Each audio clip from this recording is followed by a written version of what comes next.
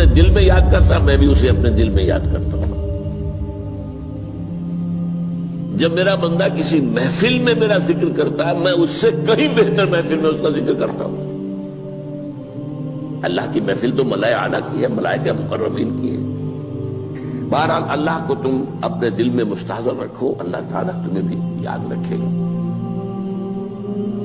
دوبارہ فرمایا احفظ اللہ تجدہ امامک تجاہک، اللہ کو یاد رکھو تو اپنے سامنے موجود پاؤ گے، جب چاہو دعا کرو تو احفظ اللہ تجدہ امامک یا تجاہک، اپنے سامنے موجود پاؤ گے۔ اذا سألت فاسأل اللہ، اب آ گیا وہ مرکزی مضمون۔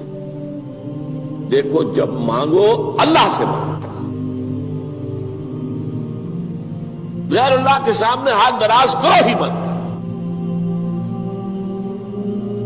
ایک حدیث میں آتا یعنی حرام نہیں ہے، دنیاوی قواعد اصول قوانین کے تحت کسی سے مدد چاہنا، کوئی سوال کرنا حرام نہیں ہے۔ آپ سوال کریں، مدد لیں، اسی پر دنیا قائم ہے، ایک دوسرے کے ساتھ تعاون کے ساتھ۔ لیکن اونچا مقام کیا ہے؟ کسی سے سوال مت کرو سوائے اللہ کا۔ یہاں تک کہ جوتے باندھنے کا تسمہ تمہیں درکار ہے تو بھی کسی سے مت مانگو، اللہ سے مانگو۔ کیا پتہ اللہ کس کے دل میں ڈال دے اور وہ آ کے تمہیں تسمہ پیش کر دے۔ ہوتا ہے ایسا، بسا اوقات ہوتا ہے۔ جو اللہ کے ساتھ لو لگا کر رکھنے والے ہیں ان کے تو ایسے واقعات ہوتے ہیں کہ دل میں ایک بات آئی اور اس کے بعد وہی بات جو ہے وہ کوئی شخص آ گیا اور اس نے وہ بات پوری کر دی۔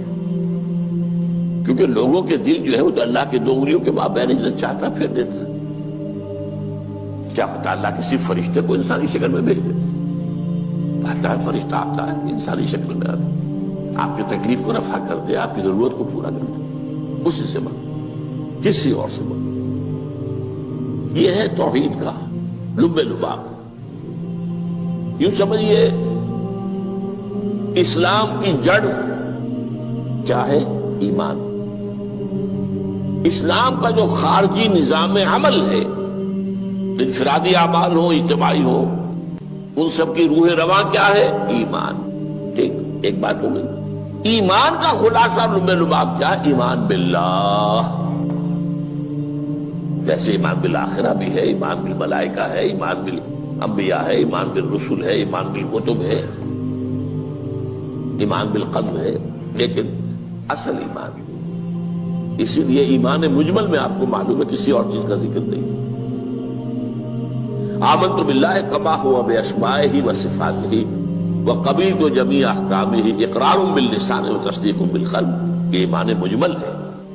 اجمالی طور پر ایمان اس کا نام ہے، ہاں مفصل تفصیلی طور پر آمنت باللہ وملائکتہ وکتبہ ورسلہ والیوم الآخر والقدر خیرہ وشرہ من اللہ تعالی۔ تو اسلام کی جڑ ایمان، اور اسلام کا سارا جو نظام عمل ہے، چاہے انفرادی اعمال ہو چاہے اجتماعی، ان سب کی روح رواں ایمان، اور ایمان کا خلاصہ ایمان باللہ۔ اور ایمان باللہ کا اصل حاصل وہ ہے جو اس حدیث میں آ رہا، اس کے دو ہیں تقاضے، عبادت صرف اسی کی، استعانت صرف اسی سے۔ اس لیے میں نے سورہ فاتحہ کا تذکرہ شروع میں کیا۔ یہ عبادت کا جوہر ہے، عبادت کا جو ہے یہ ایمان کا حاصل، عبادت صرف اس کی ہے اور استعانت صرف اس سے۔ استعانت ہی میں سوال بھی آ گیا، یہ بھی مدد ہے۔ آپ کسی سے کچھ مدد مالی چاہ رہے ہیں یا کوئی اور مدد چاہتے ہیں، کسی کام میں مدد چاہتے ہیں، جیسے میں نے کہا تھا کہ سفارش کرانا چاہتے ہیں، یہ بھی مدد ہے۔ وَإِذَا اسْتَعَنْتَ فَاسْتَعِنْ بِاللَّهِ، اور جب مدد مانگو صرف اللہ سے مانگو۔ اور وہ سارے الفاظ یاد کر لیے، استدعاء، استعانت، استغاثہ، یہ جو غوث اعظم سے استغاثہ کیا جاتا ہے تو شرک ہے۔ استغاثہ اللہ سے، دعائی اللہ کی، اس اعتبار سے استمداد، استعانت، استدعاء، استغاثہ، یہ سب اللہ سے، صرف اللہ سے۔ عبادت صرف اللہ، ایاک نعبد، اور استعانت صرف اللہ سے۔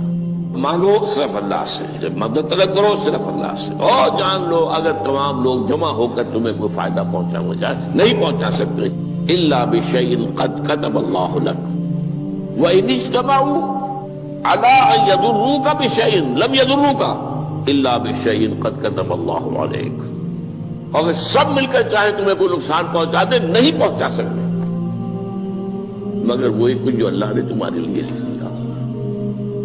اب بتائیے خوف کی جڑ کٹ جائے گی کہ نہیں؟ یہ جو ایمان جو ہے یہ خوف اور حزن دونوں سے نجات دلانے والی بات ہے۔ جو حقیقی مومن ہے وہ اللہ کا ولی ہے، حقیقی مومن وہ اللہ کا ولی ہے، اور الا ان اولیاء اللہ لا خوف علیہم ولا هم يحزنون۔ یہ اولیاء اللہ کو علیحدہ مخلوق نہیں ہے، کوئی ان کے سر پہ سینگ نہیں ہوتے، انسان ہی ہوتے ہیں، لیکن حقیقی معنی میں مومن ان اعتبارات سے جو آج ہم پڑھ رہے ہیں ایمان اس درجے کا پہنچ گیا تو اللہ کا ولی ہے۔ ان لوگوں کے لیے خوف کس بات کا ہوگا؟ کس سے خوف کروں؟ اس کے ہاتھ میں کچھ ہے ہی نہیں، اور اگر کچھ اللہ نے میرے لیے لکھ دیا وہ آ کر رہے گا، چاہے میں لاکھ گڑ گڑاؤں اس کے سامنے کہ مجھے چھوڑ دے، اگر اللہ نے لکھا وہ آیا وہ تو آئے گا، تو کاہے کو اس کے سامنے گڑ گڑانا، کاہے کو جبرسائی کرنا اس کے سامنے، اور کسی کے ہاتھ میں کچھ ہے ہی نہیں، میرا خیر ہے ہی نہیں، کاہے کو خوشامد کروں اس کی۔ اور سنیے، رفعت الاقلام، دیکھو نوجوان، قلمیں اٹھا لی گئی ہیں، وجفت الصحف، اور جو رجسٹر ہیں صحیفے ان کی سیاہی خشک ہو چکی ہے۔ یہ ہے وہ اللہ کا علم، اس میں ہر شے لکھ دی گئی ہے، اس کی قلم اٹھا لیے گئے۔ وہ جیسے آپ کو معلوم ہے امتحان ہوتا تھا، 3 گھنٹے ختم ہو گئے، اسٹاپ رائٹنگ، بس اب قلم رک جانا چاہیے۔ وہ قلم تو تقدیر کا کاتب جو ہے وہ قلم اس کا اب اٹھا لیا گیا، اور جو صحیفے جن پر یہ لکھا گیا وہ خشک ہوئے ہو گئے۔ یہ تو روایت ہے جو امام ترمذی نے جس کو روایت کیا، یہ متن ان کا ہے جو ہم نے پڑھا ابھی، اور ان کا قول یہ ہے کہ یہ حدیث حسن صحیح ہے، لیکن یہی روایت اور انہی راوی سے عبداللہ ابن عباس سے رضی اللہ تعالیٰ عنہما اور بھی محدثین نے کی ہے، اس میں سے ایک اور متن جو ہے وہ یہاں پر امام نووی نے دے دیا ہے۔ احفظ اللہ تجدہ امامک، یہ تو پہلا وہ ٹکڑا تھا، وقت تو جاہک تھا، یہاں امامک ہے، امام مطلب ایک ہی ہے، اپنے سامنے پاؤں گے۔ اللہ کی حفاظت کرو، اللہ کو دل میں، اللہ کی یاد کو محفوظ رکھو، گویا کہ اللہ کو مستحضر رکھو۔ ذکر اللہ کے معنی کیا ہے؟ استحضار اللہ فی القلب، یہ ذکر اللہ ہے۔ جنہیں ہم ذکر سمجھ بیٹھے ہیں وہ ذکر کے ذریعے ہے۔ اقیم الصلاۃ لذکری، نماز قائم کرو میری یاد کے لیے، نماز ذریعہ ہے یاد کا۔ یہ علیحدہ بات ہے کہ آپ نے 17 رکعتیں بھی پڑھ لی ہو عشاء کی اور یاد آپ کو آئی ہی نہیں کوئی، آپ تو ایک میکینیکل انداز میں جو ہے وہ اٹھک بیٹھک کر رہے ہیں اور آپ کی زبان سے کچھ بھی نکل رہا ہے، تو اس کا آپ کے شعور سے، دل کی گہرائی سے کوئی رابطہ ہے ہی نہیں، وہ ذکر تو نہیں ہوا۔ ہاں نماز فرض تھی وہ ادا ہو گئی، آپ کی ایک فرض ادا ہو گئی۔ تو جنہیں ہم نے ذکر سمجھا وہ ذرائع ذکر ہے، اللہ اللہ سبحان اللہ زبان سے، یہ تاکہ اس کے نتیجے میں وہ ذکر حاصل ہو جائے۔ استحضار اللہ فی القلب، ذکر کے معنی ہے استحضار اللہ فی القلب۔ تعرف الی اللہ فی الرخاء، اور دیکھو کشادگی کے وقت میں تم اللہ کو یاد رکھو، اللہ کی طرف رجوع کیے رہو، بھول نہ جاؤ۔ وہ نہ ہو جو کبھی کہا تھا، بہادر شاہ ظفر کے اشعار میں سے بہت زور کا شعر ہے، ظفر آدمی اس کو نہ جانیے چاہے کتنا ہی ہو فام و ذکا، جسے عیش میں یاد خدا نہ رہی، جسے تیش میں خوف خدا نہ رہا۔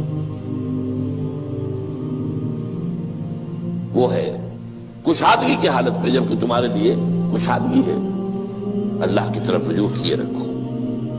یعرف کا فی الشدہ، تو اللہ اپنی توجہ تم پر رکھے گا شدت کے وقت میں، جب تمہیں کوئی تکلیف ہے اس تکلیف کو تم پر آسان کر دے گا۔ تکلیف تو آنی ہے، جو لکھی ہوئی ہے وہ تو آئے گی، لیکن یہ کہ اللہ تعالیٰ اس کی شدت کو، ایک ہی چیز ہے جس کو ایک انسان بہت شدت کے ساتھ محسوس کر رہا ہے، دوسرا آدمی اتنا نہیں محسوس کر رہا ہے، احساس کا معاملہ ہوگا نا۔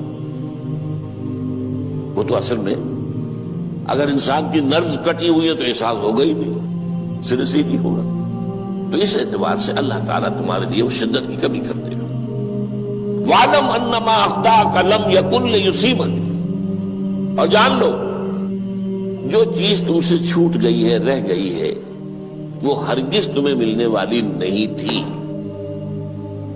اب آپ نے کسی ملازمت کے لیے درخواست دی ہے، درخواستیں مانگی گئی ہیں، اپنی سی محنت کر لی، نہیں ملی ملازمت، اب آپ بیٹھے ہوئے افسوس میں، رنج میں، غم میں، فلاں نے یہ کر دیا، فلاں نے یہ کر دیا، وہ فلاں جو ہے بڑی تکڑی سفارش لے آیا تھا، فلاں نے رشوت دے دی۔ چھوڑو میاں اس کو، وہ تمہارے لیے نہیں تھی۔ کاہے کو اپنے ذہن کے اندر یہ کھچڑی پکا رہے ہو بیٹھے ہوئے؟ خواہ آپ شاید سوء ظن میں بھی مبتلا ہو رہے ہو، کسی نے نہ رشوت دی اور آپ سمجھتے ہو کہ رشوت دی ہے اس نے۔ یہ ساری چیزیں جو ساری سیئات، ان کی جھٹپٹ ہے۔ وَاعْلَمْ أَنَّمَا أَخْطَأَكَ لَمْ يَكُنْ لِيُصِيبَكَ وَمَا أَصَابَكَ، اور جو چیز تم پر آ گئی، لَمْ يَكُنْ لِيُخْطِئَكَ، ہو ہی نہیں سکتا تھا کہ وہ تم پر نہ۔ یہ کر لیتا تو ہو جاتا، شاید یہ کر لیتا، میں نے ٹیکا پہلے لگوا دیا ہوتا تو یہ بات نہ ہوتی۔ بھائی وہ جو ہونا تھا وہ ہونا تھا۔ اب یہ وہ چیز ہے جس سے انسان میں کیفیت پیدا ہوتی، تسلیم و رضا۔ ہم بھی تسلیم کی خو ڈالیں گے، بے نیازی تیری عادت ہی صحیح، اے اللہ جو تو نے چاہا مجھے قبول ہے۔ اسی لیے میں نے آپ کو آیتیں سنائی سورۃ تغابن کی، ما اصاب من مصیبت الا باذن اللہ، کوئی مصیبت نہیں آتی مگر اللہ کے اذن سے۔ وَمَن یؤمن باللہ یہد قلبہ، جو اللہ پر ایمان رکھتا ہو اللہ اس کے دل کو ہدایت دے دیتا ہے۔ ہدایت کس بات کی؟ تسلیم و رضا۔ سر دوستاں سلامت کہ تو خنجر آزمائی، نہ شبد نصیب دشمن کے شبد ہلاکے تیغت۔ اے اللہ تیری طرف سے ہے، مجھے قبول ہے، اور بظاہر مجھے تکلیف ہو رہی ہے لیکن یقیناً اس میں میرا کوئی خیر ہے۔ بیدک الخیر، تیرے ہاتھ میں تو خیر ہی خیر ہے، جو بھی تیری طرف سے آئے۔ سر تسلیم خم ہے جو مزاج یاد میں آئے، اور یہ مضمون جو ہے زیادہ بڑے پیمانے پر سورہ حدید میں آیا۔